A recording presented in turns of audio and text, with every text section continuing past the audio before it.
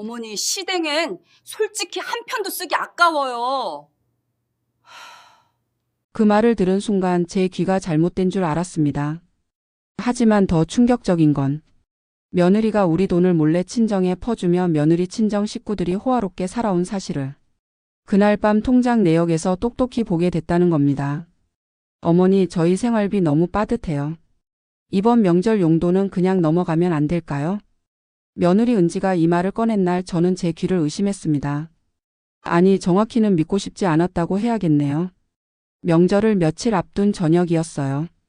은지가 평소와 다르게 심각한 표정으로 거실 소파에 앉더니 조심스럽게 꺼낸 말이었습니다. 제 아들 민수와 은지가 결혼한 지 벌써 7년째입니다. 그동안 한 번도 넉넉하다는 소리를 들어본 적이 없었어요. 늘 빠듯하다, 힘들다, 어렵다 그런 말들 뿐이었습니다. 처음 1, 2년은 그러려니 했어요. 신혼부부니까 자리를 잡기까지 시간이 걸리는 게 당연하다고 생각했죠. 민수는 중견기업에 다니는 평범한 직장인이고 은지도 작은 회사에서 일하고 있었으니까요. 두 사람 월급을 합치면 그렇게 나쁜 형편은 아닐 텐데 은지는 매번 돈이 부족하다고 했습니다. 그래서 저는 늘 아끼고 또 아꼈습니다. 제 남편이 일찍 세상을 떠난 뒤로 저는 혼자 작은 반찬 가게를 운영하며 생활해 왔어요. 많은 돈은 아니지만 명절 때마다 용돈이든 선물이든 챙겨주려고 애썼습니다. 아들 내외가 힘들다는데 어머니로서 그냥 지나칠 수는 없었으니까요. 명절 때면 50만 원, 생일 때면 30만 원, 추석이나 설날 같은 큰 명절에는 100만 원까지도 건넸어요. 제 형편에는 적지 않은 돈이었습니다. 하지만 아들이 잘 살기를 바라는 어머니 마음에 아깝지 않았죠. 그런데 뭔가 이상했습니다. 은지가 돈이 없다고 말할 때마다 제 눈에는 다른 것들이 보였거든요. 머리부터 발끝까지 명품이었어요. 가방은 샤넬, 구두는 페라가모, 옷도 늘 백화점 브랜드였습니다. 휴대폰은 매년 최신 모델로 바뀌어 있었고요. 어머니, 이건 제가 직장 다니면서 모아둔 돈으로 산 거예요. 제가 한번 슬쩍 물어봤을 때 은지는 그렇게 대답했습니다. 저는 더 이상 묻지 않았어요. 며느리가 자기 돈으로 사는 건데 시어머니가 뭐라고 할 수는 없잖아요. 하지만 계속 마음 한구석이 찝찝했습니다.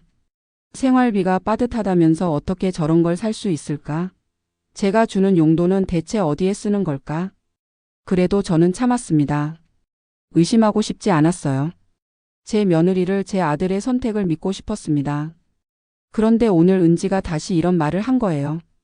어머니, 요즘 물가도 너무 오르고 민수 오빠 회사도 상여금이 줄어서요. 이번 명절은 정말 힘들 것 같아요. 은지의 눈빛은 진지했습니다. 마치 정말로 절박한 것처럼 보였어요. 저는 한숨을 쉬며 고개를 끄덕였습니다. 그래, 알았어. 이번엔 그냥 넘어가자. 감사합니다, 어머니. 정말 죄송해요. 은지는 연신 고개를 숙이며 미안하다고 했습니다. 하지만 그 모습이 왠지 낯설게 느껴졌어요. 진짜 미안해서 그러는 건지 아니면 그냥 형식적으로 하는 말인 건지 알 수가 없었습니다. 은지가 돌아간 뒤 저는 거실에 혼자 남아 생각에 잠겼습니다. 7년 동안 단 한 번도 여유롭다는 말을 들어본 적이 없네. 명절 용돈도 부담스럽다는 사람이 어떻게 그렇게 화려하게 살 수 있을까요? 아무리 생각해도 이해가 되지 않았습니다. 그리고 더 이상한 건 민수가 이 상황에 대해 아무 말도 하지 않는다는 거였어요. 제가 가끔 아들에게 물어보면 민수는 이렇게 대답했습니다. 엄마, 은지가 돈 관리를 하니까 나도 잘 모르겠어. 근데 은지가 알아서 잘하고 있을 거야. 그 말을 들을 때마다 답답했습니다. 자기 돈인데 왜 모르는 걸까? 하지만 요즘 젊은 부부들은 다 그런가 보다 하고 넘어갔죠. 그날 밤 저는 잠이 오지 않았습니다. 천장을 보며 계속 생각했어요. 내가 예민한 걸까? 아니면 정말 뭔가 잘못된 걸까? 그때만 해도 저는 몰랐습니다. 이게 시작일 뿐이라는 걸. 며느리가 우리 돈을 어디에 쓰고 있는지 그 진실을 알게 되기까지는 조금 더 시간이 필요했으니까요. 하지만 한 가지는 확실했습니다. 뭔가 잘못되고 있다는 이 느낌, 이 불편한 직감은 결코 저를 속이지 않을 거라는 것. 며느리 은지의 말이 마음에 걸린 지 일주일쯤 지났을 때였습니다. 은지 친정어머니 생신이라서 제가 꽃다발을 보내려고 전화를 걸었어요. 아무리 며느리와의 관계가 조금 어색해졌다고 해도 사돈 어른 생신을 그냥 넘길 수는 없잖아요. 여보세요, 사돈데? 아이고, 사돈 오랜만이네요. 사돈댁 목소리는 예전과 달리 한껏 들떠 있었습니다. 뭔가 좋은 일이라도 있는 것처럼 말이에요. 생신 축하드립니다. 꽃다발 하나 보내려고 하는데 집 주소가 그대로죠? 아, 그럼요. 근데 사돈 우리 집 요즘 좀 달라졌어요. 아유, 이번에 새 냉장고도 바꿨지. 그것도 양문형으로요. 우리 2층으로 올려야 해서 설치하느라 난리였다니까요. 저는 순간 말문이 막혔습니다. 2층? 제가 알기로 사돈댁은 단층 주택이었어요. 그런데 2층이라니? 저는 조심스럽게 물었습니다. 아, 그럼 집을 증축하셨어요? 증축은 무슨, 아예 이사 갔죠. 이제 우리도 좀 살만하니까. 새 아파트로 옮겼어요. 방도 4개나 되고 거실도 넓고. 아유, 사돈도 한번 놀러 오세요. 전화를 끊은 뒤 저는 그 자리에 멍하니 서 있었습니다. 새 아파트? 제가 기억하기로 사돈댁은 10년 넘게 낡은 빌라에서 살았어요. 리모델링조차 못해서 여름이면 더워 죽겠다고, 겨울이면 추워 죽겠다고 불평하던 집이었습니다. 민수와 은지가 결혼할 때도 사돈댁 형편이 넉넉지 않아서 예단도 제대로 못 주셨거든요. 그런데 갑자기 새 아파트로 이사를 갔다고요? 게다가 4개 방짜리에 양문형 냉장고까지? 뭔가 이상했습니다. 아주 많이 이상했어요. 저녁에 은지가 왔을 때 저는 슬쩍 물어봤습니다. 은지야, 내 친정에서 이사 갔다며? 어머니한테 전화했더니 새 아파트로 옮기셨다고 하시더라. 은지는 잠깐 표정이 굳어지더니 곧 환하게 웃으며 대답했습니다. 아, 네, 제 남동생이 사업이 잘 돼서요. 동생이 효자예요. 그래? 동생이 무슨 사업을 하는데? 뭐 IT 쪽이요. 자세한 건 저도 잘 모르겠어요. 은지는 그렇게 말하고는 재빨리 화제를 돌렸습니다. 뭔가 더 이상 묻지 말라는 듯한 분위기였어요. 그날 밤 저는 계속 생각했습니다. 동생 사업이 잘 돼서? 은지 남동생 준호는 민수와 같은 또래였어요. 아직 30 중반인데 그렇게 큰 사업을 한다는 게 뭔가 석연치 않았습니다. 물론 요즘 젊은 사람들 중에 사업으로 성공하는 사람도 있지만 갑자기 가족 전체의 형편이 확 나아질 정도라니. 며칠 뒤 저는 우연히 동네 마트에서 은지 친정어머니를 만났습니다. 아이고, 사돈. 어머, 사돈댁 여기 웬일이세요? 우리 은지 보러 왔다가 장 좀 보려고요. 요즘 우리 딸 얼굴 보기가 힘들어서 제가 자주 와요. 사돈댁은 장바구니를 들고 계셨는데 제 눈에 들어온 건 그 장바구니 속 물건들이었습니다. 비싼 수입 과일, 프리미엄 한우, 유기농 채소들, 저 같으면 명절 때나 살까 말까 한 것들이었어요. 요즘 장값이 장난 아니죠? 제가 슬쩍 말을 꺼내자 사돈댁은 호탕하게 웃으며 대답했습니다. 아유, 그러게요. 근데 뭐 어때요? 먹는 건 좋은 걸로 먹어야죠. 우리 준호가 용돈도 넉넉하게 줘서 요즘은 걱정 없어요. 그 말을 듣는 순간 제 가슴이 철렁 내려앉았습니다. 넉넉하게? 은지는 저에게 늘 돈이 없다고 했는데 친정어머니는 돈 걱정이 없다고 하네요. 이게 대체 어떻게 된 일일까요? 저는 억지로 웃으며 대답했습니다. 그래요, 참 좋네요. 자식 잘 키운 보람이 있으시겠어요. 하하, 사돈댁도 민수 씨 잘 키우셨잖아요. 우리 은지가 시집 잘 갔다고 늘 고마워해요. 그 말이 왠지 비수처럼 꽂혔습니다. 시집 잘 갔다고요? 그러면서 왜 우리 집 돈은 늘 빠듯하다고만 하는 걸까요? 헤어진 뒤 저는 집으로 돌아오는 길 내내 머릿속이 복잡했습니다. 뭔가 퍼즐 조각들이 흩어져 있는데 아직 맞춰지지 않는 느낌이었어요. 그날 저녁 저는 민수를 불러 조심스럽게 물어봤습니다. 민수야, 은지네 집 요즘 형편이 좋아진 것 같던데? 응? 그래? 잘 모르겠는데. 친정어머니가 새 아파트로 이사 갔다고 하시더라. 내 처남이 사업 잘 된대. 아, 그거? 은지가 그렇게 말하긴 했어. 근데 엄마 왜 갑자기? 아니야, 그냥 궁금해서. 저는 더 이상 묻지 않았습니다. 민수도 잘 모르는 것 같았고 괜히 아들을 불안하게 만들고 싶지 않았으니까요. 하지만 제 마음속에는 점점 더 큰 의문이 자라나고 있었습니다. 왜 우리 집은 명절 용돈조차 부담스럽다고 하는데 친정은 점점 부자가 되는 걸까요? 왜 은지는 저에게 늘 어렵다고 말하면서 친정어머니는 돈 걱정 없다고 하는 걸까요? 그리고 가장 중요한 것. 그 돈은 대체 어디서 나오는 걸까요? 저는 그날 밤 천장을 보며 중얼거렸습니다. 뭔가 잘못됐어. 그때부터 저는 본격적으로 의심하기 시작했습니다. 더 이상 모른 척할 수 없었어요. 제 직감이 계속 경고하고 있었으니까요. 그리고 그 직감은 틀리지 않았습니다. 머지않아 저는 충격적인 진실을 마주하게 됩니다. 그로부터 일주일쯤 지난 주말 저녁이었습니다. 저는 거실에서 TV를 보고 있었는데 현관문이 거칠게 열리는 소리가 들렸어요. 민수였습니다. 아들의 발걸음 소리가 어딘가 급했어요. 엄마. 민수야? 무슨 일이야? 민수는 숨을 헐떡이며 저에게 다가왔습니다. 얼굴이 창백했어요. 뭔가 심각한 일이 생긴 게 분명했습니다. 엄마, 나 이상한 걸 봤어. 이상한 거? 무슨? 민수는 주머니에서 은행 통장을 꺼냈습니다. 손이 떨리고 있었어요. 저는 불안한 마음에 아들 옆에 앉았습니다. 이거 좀 봐. 내 통장인데. 민수가 펼쳐 보인 통장에는 빼곡하게 거래 내역이 적혀 있었습니다. 저도 함께 들여다봤어요.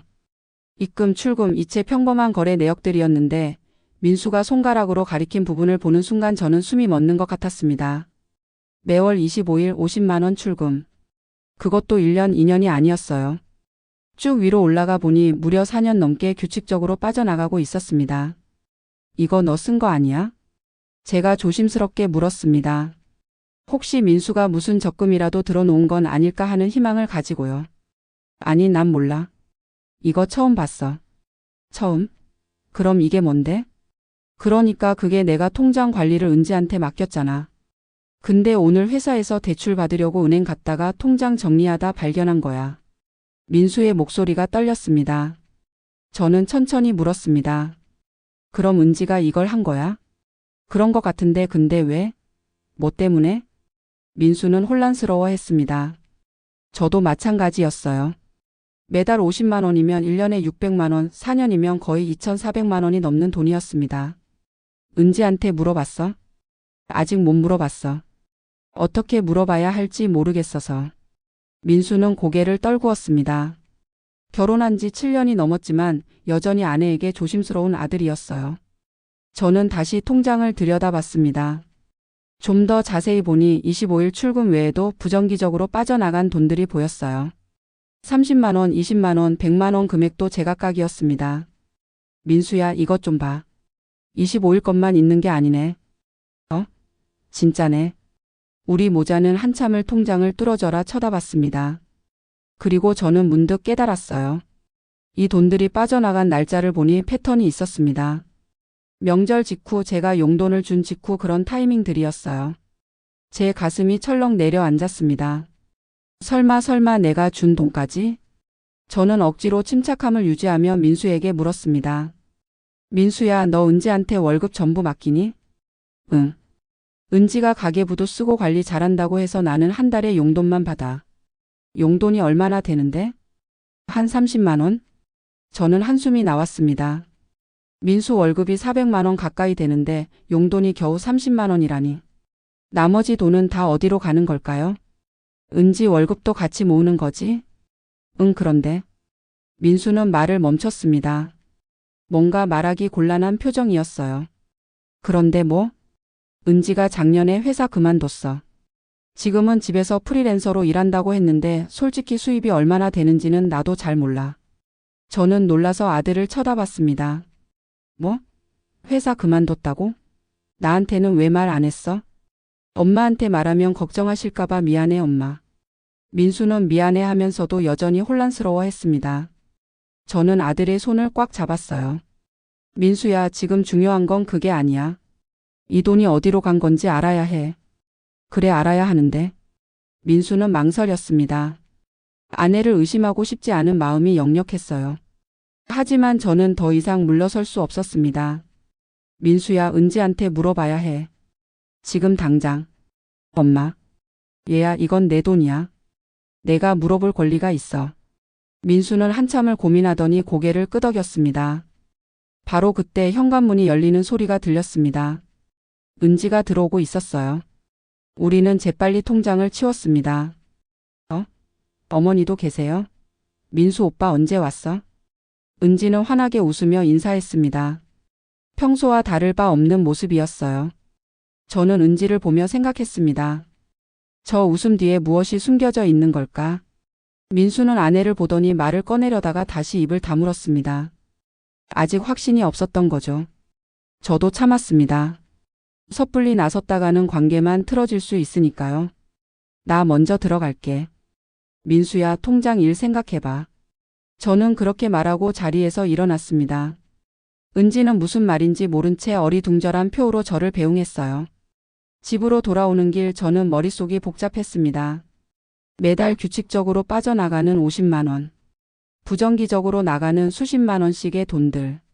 친정 형편은 갑자기 좋아지고 며느리는 명품으로 치장하고 모든 퍼즐이 서서히 맞춰지고 있었습니다.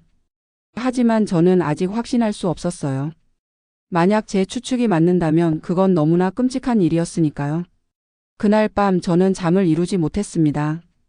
머릿속에서는 계속 같은 생각이 맴돌았어요. 은지가 우리 돈을 친정에 보내고 있는 걸까? 그리고 만약 그게 사실이라면 저는 어떻게 해야 할까요?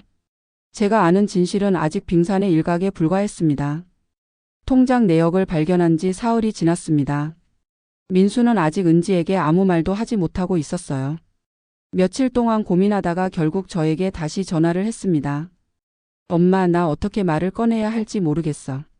민수야, 내 돈이야. 당당하게 물어봐. 그래도 은지가 뭔가 이유가 있었을 거야. 혹시 적금이나 보험이면 어떡해? 아들은 여전히 아내를 믿고 싶어 했습니다. 저는 한숨을 쉬었어요. 그 마음을 모르는 건 아니었지만 이대로는 진실을 알 수 없었습니다. 민수야, 그럼 은행에 가서 거래 내역 자세히 떼봐. 어디로 나간 건지 확인해. 응, 그래야겠지. 하지만 민수가 은행에 가기도 전에 결정적인 순간이 찾아왔습니다.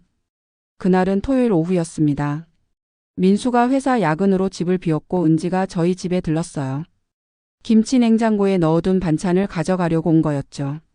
어머니, 깍두기랑 된장찌개 국물 좀 가져갈게요. 그래, 가져가. 많이 담아가. 저는 주방에서 은지에게 반찬통을 챙겨주고 있었습니다. 은지는 거실 소파에 잠시 앉아서 쉬고 있었어요. 어머니, 화장실 좀 다녀올게요. 그래, 다녀와. 은지가 화장실로 간 사이 저는 반찬을 담다가 문득 거실을 바라봤습니다. 그리고 그때 봤어요. 식탁 위에 덩그러니 놓인 은지의 휴대폰을. 저는 멈칫했습니다. 남의 휴대폰을 보는 건 분명 잘못된 일이었어요. 하지만 제 발은 이미 거실로 향하고 있었습니다.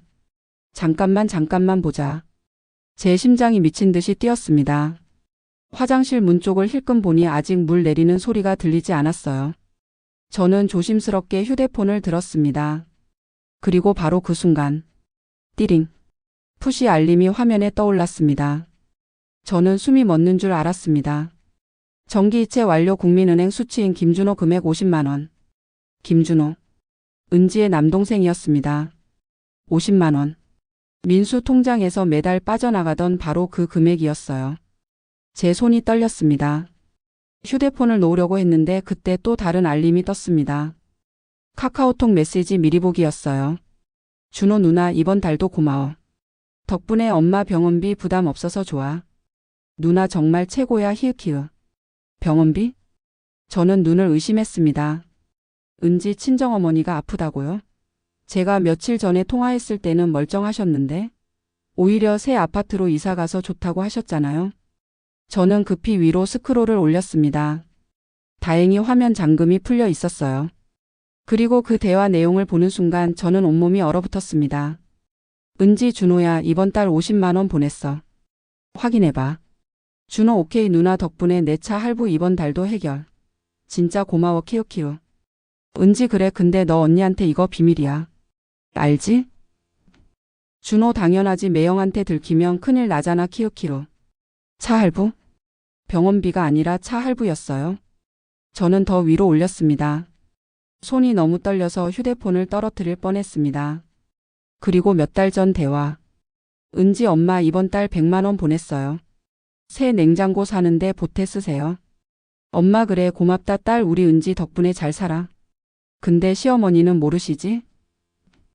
은지, 당연히 모르시죠. 키읔. 어머니는 우리가 가난한 줄 아세요. 엄마, 키읔. 그래 잘했다. 그쪽 돈 우리가 잘 쓸게. 제가 읽고 있는 게 현실인지 꿈인지 분간이 안 됐습니다.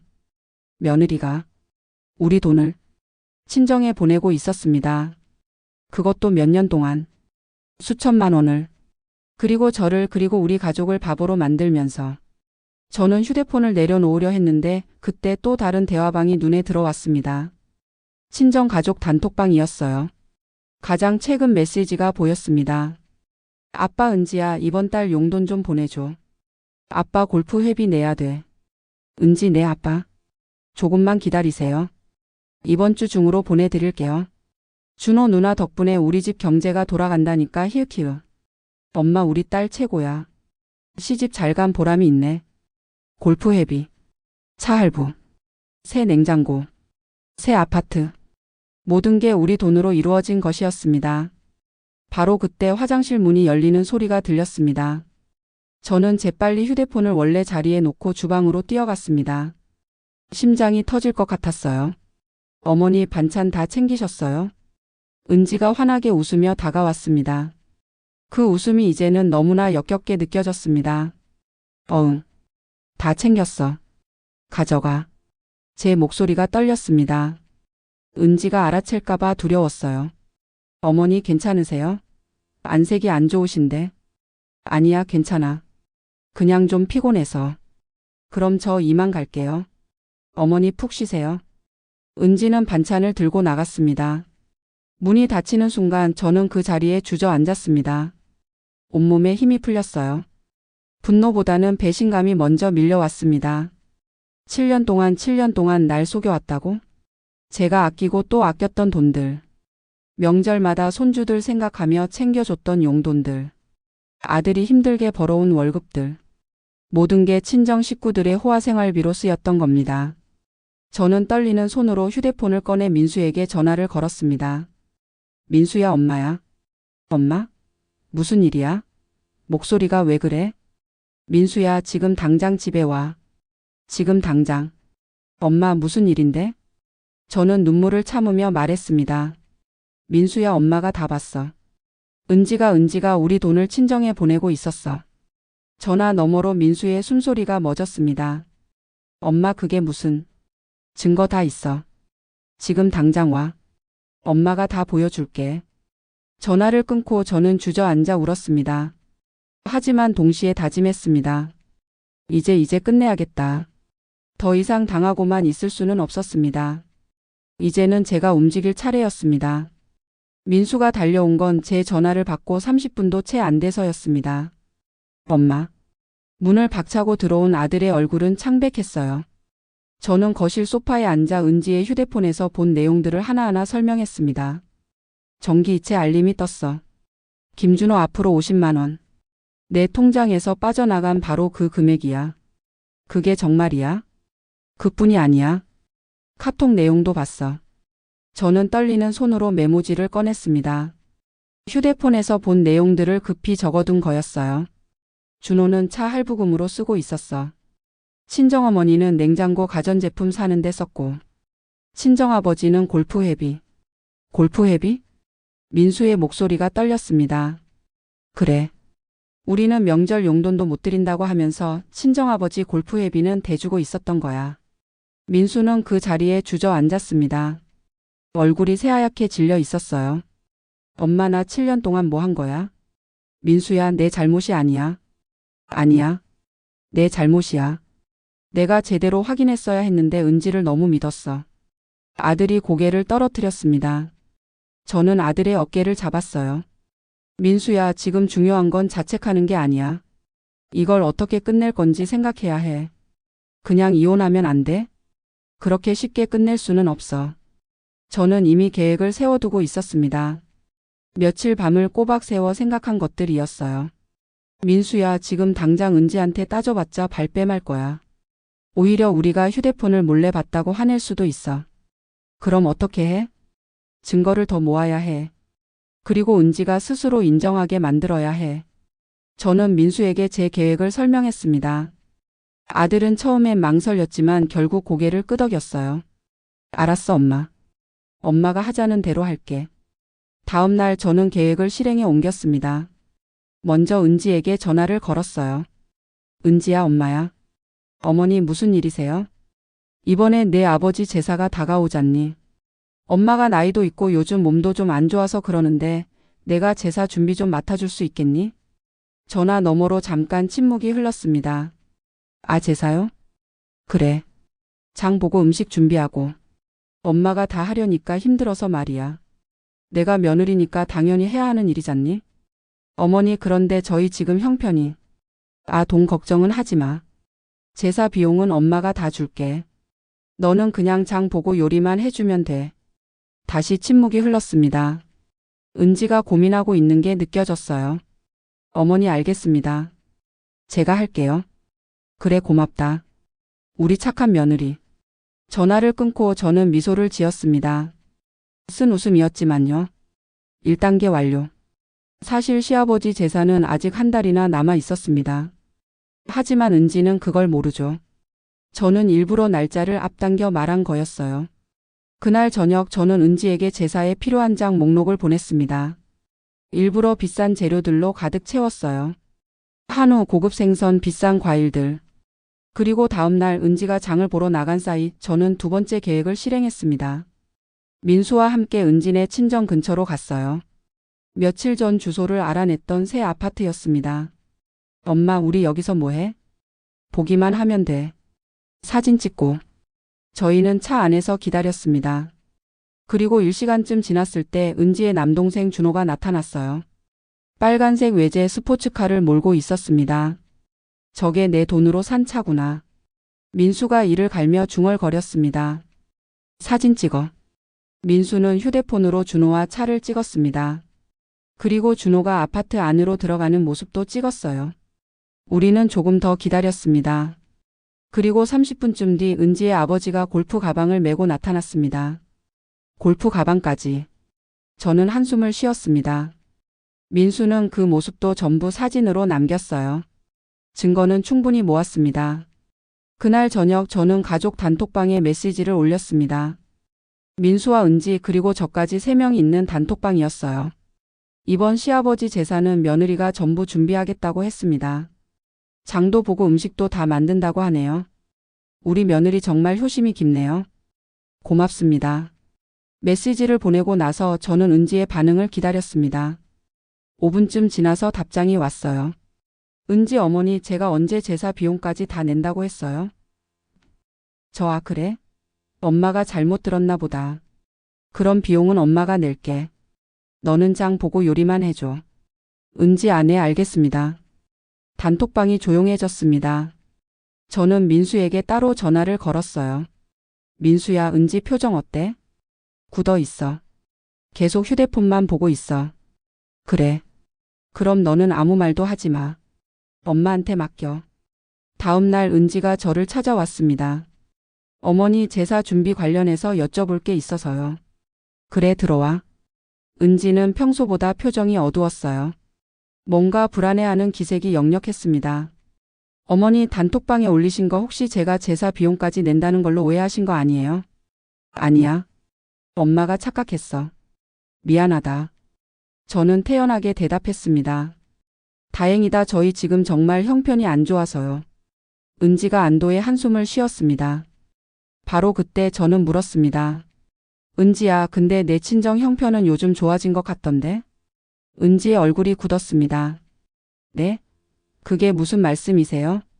아, 내 동생이 외제차 샀다며? 엄마가 우연히 봤어. 그건 동생이 사업이 잘 돼서요. 그래? 사업이 그렇게 잘 되나 보구나. 아파트도 넓은 데로 이사가고 골프도 다니고. 은지의 얼굴이 점점 창백해졌습니다. 어머니, 어떻게 아세요? 엄마가 다 알아. 은지야. 저는 은지를 똑바로 쳐다봤습니다.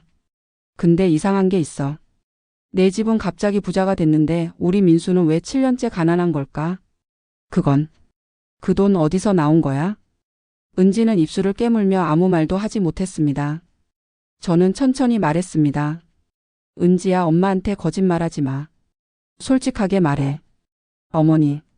은지의 눈에 눈물이 고였습니다. 하지만 저는 물러서지 않았습니다. 이건 시작일 뿐이었으니까요. 진짜 복수는 이제부터였습니다. 은지와의 대화 이후 저는 더 이상 기다릴 수 없었습니다. 모든 걸 직접 눈으로 확인하고 싶었어요. 은지가 거짓말을 하고 있다는 건 알았지만 그 규모가 얼마나 되는지, 우리 돈이 정확히 어디에 쓰였는지 확인해야 했습니다. 그래서 저는 결심했습니다. 직접 은진의 친정집을 방문하기로요. 민수야, 엄마가 오늘 은진의 친정 갈 거야. 엄마 혼자 가시게요? 위험하지 않아요? 괜찮아. 엄마가 조심할게. 너는 회사가 있어. 사실 민수를 데려가고 싶지 않았습니다. 아들이 직접 보면 너무 충격받을 것 같았거든요. 저 혼자 먼저 확인하고 정리한 다음에 알려주고 싶었어요. 그날 오후 저는 은진의 새 아파트로 향했습니다. 주소는 며칠 전에 이미 알아냈었어요. 강남의 대단지 아파트였습니다. 입구에서부터 고급스러운 분위기가 물씬 풍겼어요. 이런 곳에 살려면 얼마나 드는 건데. 저는 경비실을 지나 동 번호를 확인했습니다. 은진에는 15층이었어요. 엘리베이터를 타고 올라가면서 심장이 두근거렸습니다. 뭘 보게 될지, 어떤 광경이 펼쳐질지 알 수 없었으니까요. 땡. 15층에 도착했습니다. 복도를 따라 걸어가는데 멀리서부터 은진의 집 현관이 보였어요. 그리고 그 앞에는 저는 걸음을 멈췄습니다. 현관 앞에 커다란 박스들이 가득 쌓여 있었어요. 가전제품 박스들이었습니다. 삼성 LED TV, LG 트론 건조기, 다이슨 무선 청소기, 쿠쿠 최신형 전기밥솥. 상자만 봐도 눈이 휘둥그레질 정도로 비싼 제품들이었습니다. 이게 다 우리 돈으로 산 거구나. 저는 주먹을 꽉 쥐었습니다. 분노가 치밀어 올랐지만 참아야 했어요. 아직 더 봐야 할 게 있었으니까요. 저는 초인종을 누르지 않고 조용히 기다렸습니다. 혹시 누가 나오나 싶어서요.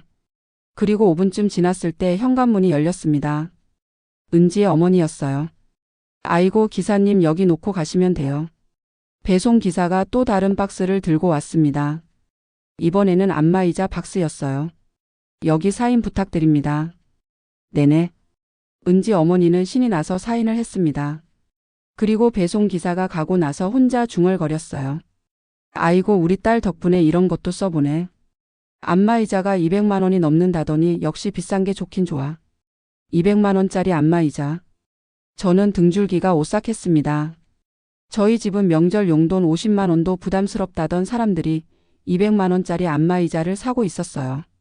은지 어머니가 다시 집 안으로 들어가려는 순간 저는 용기를 내서 말을 걸었습니다. 저기 사돈데. 은지 어머니가 깜짝 놀라며 돌아봤습니다. 어머, 사돈. 어쩐 일이세요? 아, 근처 볼 일이 있어서 들렀어요. 잠깐 인사드리려고요. 아이고, 그러셨어요? 어서 들어오세요. 은지 어머니는 환하게 웃으며 저를 안으로 안내했습니다. 집 안에 들어서는 순간 저는 할 말을 잃었습니다. 거실부터가 압도적이었어요. 넓은 거실에는 새 가구들이 가득했습니다. 명품 소파, 대리석, 테이블, 마치 백화점 가구 매장 같았어요. 와, 집이 정말 좋네요. 그렇죠? 우리 은지가 효녀라서요. 덕분에 이렇게 좋은 곳으로 이사 왔어요. 은지 어머니는 자랑스럽게 말했습니다. 저는 속으로 이를 갈았습니다. 은지가 효녀? 남편 몰래 돈 빼돌린 게 효녀야? 하지만 겉으로는 웃으며 대답했습니다. 그래요, 착한 딸을 두셨네요. 앉으세요, 사돈. 차 한 잔 드릴게요. 은지 어머니가 주방으로 가는 사이 저는 거실을 둘러봤습니다. TV 옆에는 최신 게임기가 있었고 선반에는 비싼 위스키 병들이 줄지어 있었어요. 벽에는 명화 액자가 걸려 있었습니다. 이게 다 우리 돈이었다고? 그때 옆방 문이 열리며 은지의 남동생 준호가 나왔습니다. 누구세요? 아, 나 은지 시어머니야. 아, 안녕하세요. 준호는 밝게 인사했습니다. 손에는 최신형 아이폰을 들고 있었고 몸에는 명품 브랜드 옷을 입고 있었어요. 저 옷만 해도 100만 원은 넘겠네. 저는 일부러 밝게 물었습니다. 준호 씨 사업 잘 되고 있다며? 아, 네, 뭐 그럭저럭요. 준호는 어색하게 웃었습니다. 그래? 외제차도 샀다며? 부러워라. 아, 네, 운 좋게 잘 돼서요. 준호의 얼굴이 약간 굳어졌습니다. 뭔가 찔리는 게 있는 듯 했어요. 바로 그때 베란다에서 은지 아버지가 들어왔습니다. 여보, 골프채 좀 봐줘. 새로 산 건데. 은지 아버지는 저를 보고 깜짝 놀랐습니다. 사돈이 왜 여기?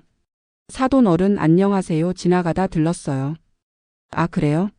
어서 앉으세요. 은지 아버지는 당황한 듯 골프채를 재빨리 방에 넣었습니다. 하지만 저는 이미 봤어요. 명품 골프채 세트였습니다. 저것도 최소 300만 원은 하겠네. 은지 어머니가 차를 들고 나왔습니다. 자, 사돈 커피 드세요. 고맙습니다. 저는 커피를 받아들며 거실을 다시 한번 둘러봤습니다. 모든 게 너무나 화려했어요. 새 가전제품, 새 가구 명품들, 비싼 골프채. 그리고 문득 제 집이 떠올랐습니다. 10년 넘게 쓴 낡은 냉장고. 20년 된 에어컨. 해진 소파. 떨어진 벽지. 저는 혼자 반찬 가게를 하며 아끼고 또 아꼈습니다. 전기세 아끼려고 여름에도 에어컨을 잘 안 켰고 새 옷 한 벌 사는 것도 망설였어요. 그렇게 모은 돈을 명절마다 아들에게 줬고 며느리가 어렵다고 할 때마다 조금씩 보탰습니다. 그런데 그 돈이 이렇게 쓰이고 있었던 거예요. 제가 아끼고 아낀 돈으로 이 사람들은 명품을 사고 200만 원짜리 안마의자를 사고 300만 원짜리 골프채를 사고 있었던 겁니다. 사돈 괜찮으세요? 안색이 안 좋으신데? 은지 어머니가 걱정스럽게 물었습니다. 아, 괜찮아요. 그냥 좀 어지러워서요. 그럼 좀 쉬다 가세요. 아니에요, 괜찮습니다. 일어나야겠어요. 저는 자리에서 일어났습니다. 더 이상 이곳에 있고 싶지 않았어요. 벌써 가세요? 저녁이라도 하고 가시죠. 아니에요, 볼 일이 있어서요. 다음에 또 뵐게요. 그래요? 조심히 들어가세요, 사돈. 집을 나오면서 저는 눈물이 나올 것 같았습니다. 하지만 참았어요. 울 시간이 없었습니다. 이제는 행동할 시간이었으니까요. 엘리베이터를 타고 내려오면서 저는 휴대폰으로 사진을 확인했습니다. 현관 앞에 가전제품 박스들, 거실의 명품 가구들, 준호의 최신 아이폰, 제가 몰래 찍어둔 증거들이었어요. 그리고 중얼거렸습니다. 이제 끝장을 봐야겠어. 저는 택시를 타고 집으로 돌아왔습니다. 그리고 민수에게 전화를 걸었어요. 민수야, 엄마야. 오늘 저녁에 집으로 와. 은지도 데려와. 엄마, 무슨 일이에요? 다 끝낼 거야. 오늘로. 제 목소리는 차가웠습니다. 더 이상 참을 수 없었어요. 이제 며느리 앞에서 모든 걸 밝혀야 했습니다. 그리고 선택하게 해야 했어요. 우리 가족으로 살 것인지 아니면 떠날 것인지. 그날 저녁 7시. 민수와 은지가 함께 집에 도착했습니다. 어머니, 무슨 일이세요? 갑자기 오라고 하시고. 은지의 목소리에는 불안함이 묻어 있었어요. 아마 예감했을 겁니다. 뭔가 심상치 않다는 것을요. 들어와. 앉아. 저는 거실 소파를 가리켰습니다. 민수와 은지는 나란히 앉았어요. 저는 그들 맞은편에 앉았습니다. 어머니, 대체 무슨 일인데 이렇게. 은지가 물으려는 순간 저는 테이블 위에 서류를 펼쳐 놓았습니다. 민수 통장 거래 내역. 은지 휴대폰에서 본 카톡 대화 캡처본. 오늘 친정집에서 찍은 사진들. 모든 증거가 거기 있었습니다. 이게 뭐예요? 은지의 얼굴이 하얗게 질렸습니다. 은지야, 너 민수 돈 어디 쓰는지 알고 있니? 그게 무슨 말씀이세요? 은지는 당황하며 민수를 쳐다봤습니다. 하지만 민수는 고개를 숙이고 있었어요. 이미 엄마한테서 얘기를 들었다는 표정이었죠. 매달 50만 원씩 4년 넘게 빠져나갔어. 이것 좀 봐. 저는 통장 거래 내역을 은지 앞으로 밀었습니다. 그건 제가 적금을 들어서. 적금? 그럼 적금 통장 보여줄 수 있어? 그게. 은지는 말을 잇지 못했습니다. 그리고 이것도 봐. 내 동생한테 보낸 돈 맞지? 저는 휴대폰 캡처본을 보여줬습니다. 은지와 준호의 카톡 대화 내용이었어요. 준호 누나, 이번 달도 고마워. 덕분에 차 할부 해결. 은지의 손이 떨렸습니다. 어머니, 이건 어떻게? 내가 봤어. 너 휴대폰에서. 제 휴대폰을요? 어떻게 남의 휴대폰을? 은지가 항변하려 했지만 저는 손을 들어 막았습니다. 지금 중요한 건 내가 휴대폰을 본 게 아니야. 내가 우리 돈을 어디에 썼느냐는 거야. 저는. 그리고 이것도 봐. 저는 오늘 찍은 사진들을 꺼냈습니다.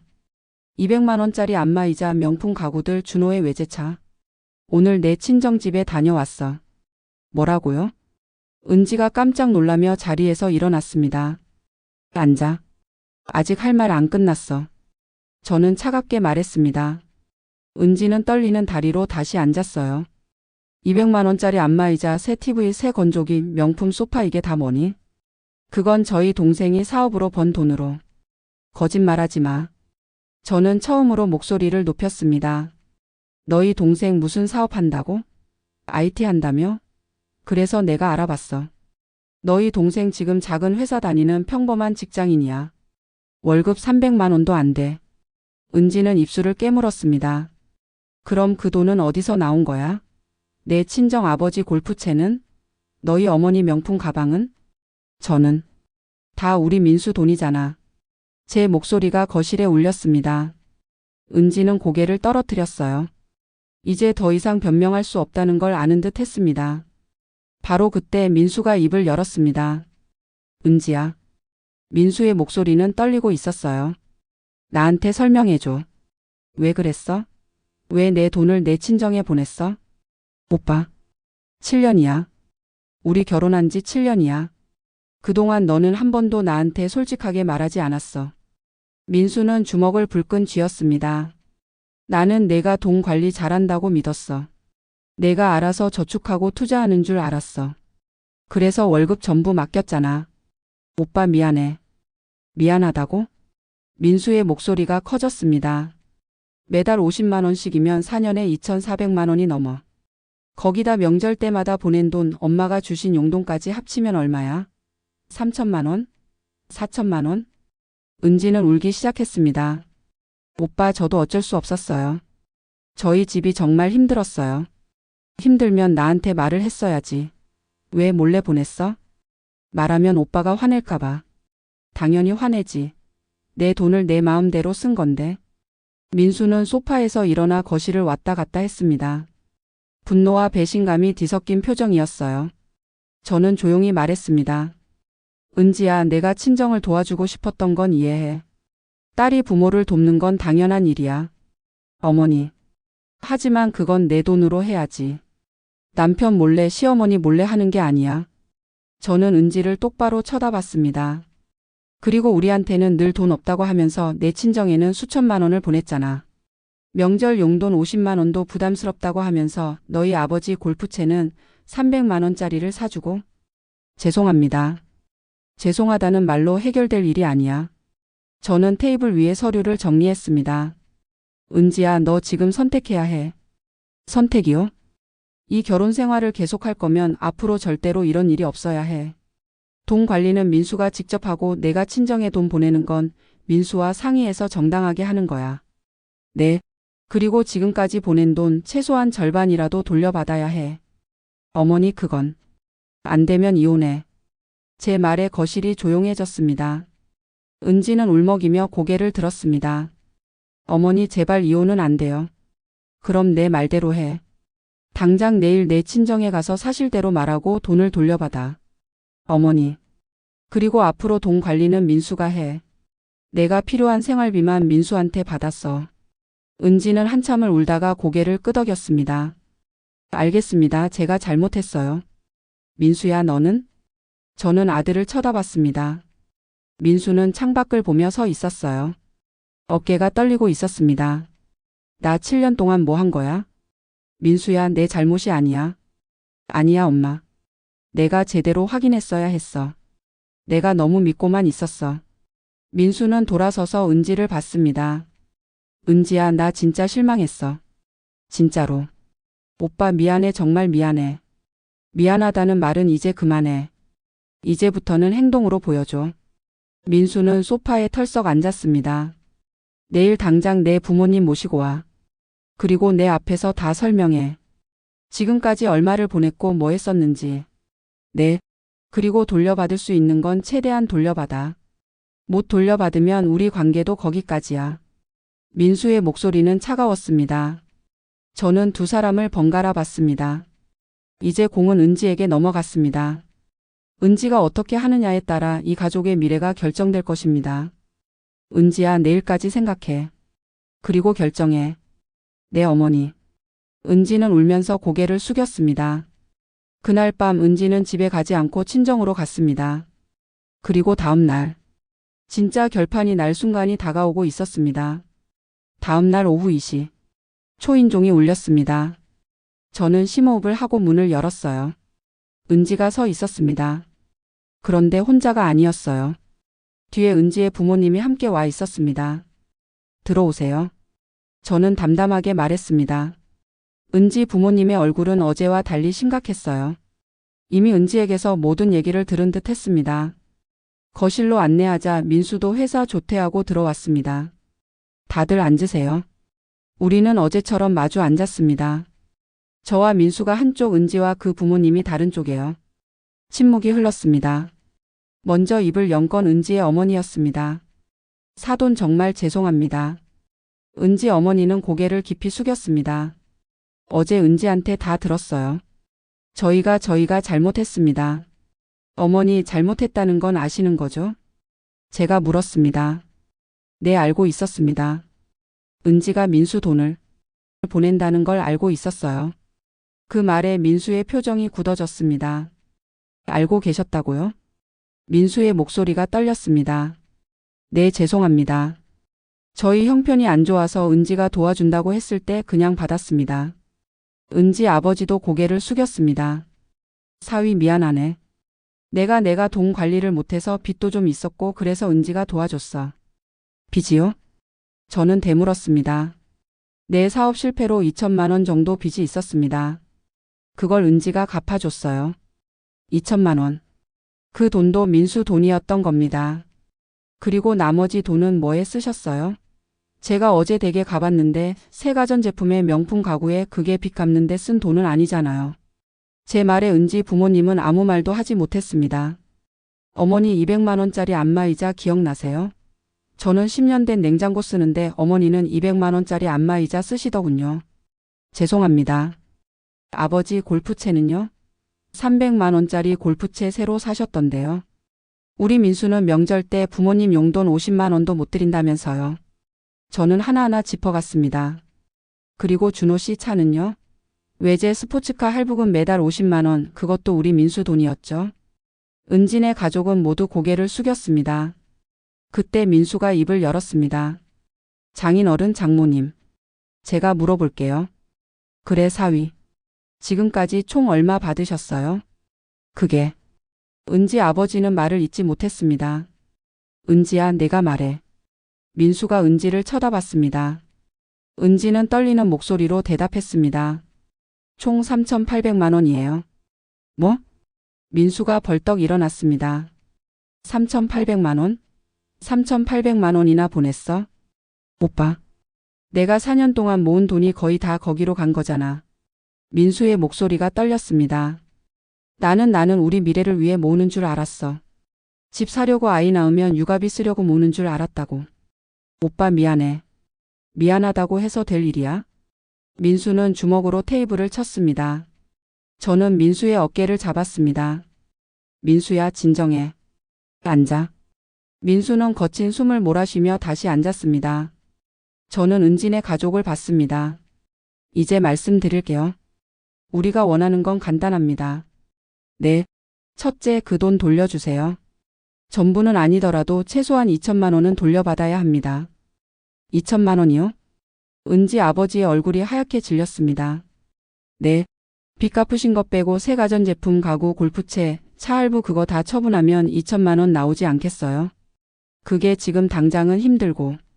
그럼 천천히 갚으세요. 매달 100만 원씩이라도 갚으세요. 단 각서는 써주셔야 합니다. 저는 이미 준비해둔 각서 양식을 꺼냈습니다. 이거 작성하시고 도장 찍으세요. 못 갚으시면 법적 조치 취하겠습니다. 사돈. 선택하세요. 각서 쓰실 건지 아니면 지금 당장 경찰서 갈 건지.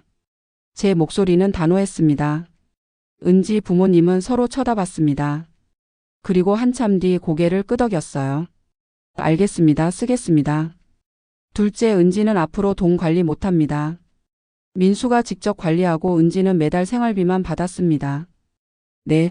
셋째, 은지가 친정에 도와주고 싶으면 민수와 상의해서 하세요. 몰래 보내는 거 없어야 합니다. 알겠습니다. 은지는 눈물을 흘리며 대답했습니다. 그리고 마지막. 저는 은지를 똑바로 쳐다봤습니다. 은지야, 너 지금부터 우리 집 며느리로서 제대로 살 거야? 아니면 나갈 거야? 어머니. 선택해. 나는 억지로 붙잡지 않아. 우리 민수도 너 때문에 충분히 고생했어. 은지는 울면서 고개를 숙였습니다. 저 잘할게요. 어머니, 오빠. 제발 한 번만 용서해 주세요.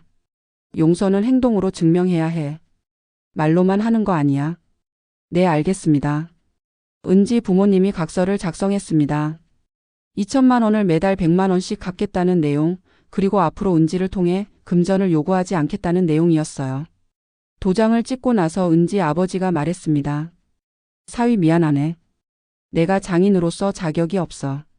장인 어른, 저는 더 이상 드릴 말씀 없습니다. 그냥 약속 지켜주세요. 민수의 목소리는 차가웠습니다.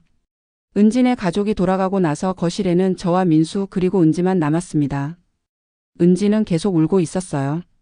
저는 은지에게 마지막으로 말했습니다. 며느라. 내 어머니. 우리 집 돈은 우리 집을 위해 쓰는 거다. 내 친정을 돕고 싶은 건 이해하지만 그건 내 돈으로 정당한 방법으로 해야 해. 네. 그리고 다시는 우리를 속이지 마. 한 번은 용서해도 두 번은 없어. 알겠습니다, 어머니. 정말 죄송합니다. 은지는 바닥에 엎드려 울었습니다. 저는 민수를 봤습니다. 민수야, 이제 너희 문제야. 엄마는 여기까지만 할게. 응, 엄마. 고마워. 고맙긴. 내가 행복해야 엄마가 행복한 거야. 저는 자리에서 일어났습니다. 그날 이후 은지는 달라졌습니다. 돈 관리는 민수가 직접 하게 됐고 은지는 매달 정해진 생활비만 받아 썼어요. 친정에 돈 보내는 일도 없었습니다. 은지 부모님은 약속대로 매달 100만 원씩 갚기 시작했습니다. 새로 산 물건들도 하나둘 처분했다고 들었어요. 그리고 6개월쯤 지났을 때 은지가 저를 찾아왔습니다. 어머니. 왜? 저 정말 반성하고 있어요. 제가 너무 잘못했어요. 알아. 앞으로 정말 잘할게요. 어머니께도 잘하고 오빠한테도 잘할게요. 은지의 눈빛은 진지했습니다. 저는 은지의 손을 잡았습니다. 은지야, 사람은 실수할 수 있어. 중요한 건 그 실수를 반복하지 않는 거야. 네, 어머니. 우리 가족이야. 가족은 서로 믿고 의지하는 거야. 그걸 잊지 마. 네, 감사합니다, 어머니. 그날 저는 아주 조용히 중얼거렸습니다. 이제부터는 그리고 우리 아들부터 지키겠다. 제 복수는 그렇게 끝났습니다. 화려하지도 자극적이지도 않았어요. 하지만 완벽했습니다. 며느리는 자신의 잘못을 깨달았고 아들은 자신의 권리를 되찾았습니다. 그리고 저는 이 가족을 지켜냈습니다. 때로는 조용한 복수가 가장 강력한 법입니다. 소리 지르고 싸우는 것보다 냉정하게 진실을 밝히고 정당한 대가를 치르게 하는 것. 그게 진짜 복수였습니다. 앞으로 우리 가족이 어떻게 될지는 모릅니다. 하지만 한 가지는 확실합니다. 더 이상 속지 않을 거라는 것. 그리고 우리 가족은 진짜 가족으로 다시 시작할 거라는 것. 구독과 좋아요를 눌러주시면 다음 영상을 만드는데 많은 도움이 됩니다. 지금까지 긴 영상을 끝까지 시청해 주셔서 감사합니다.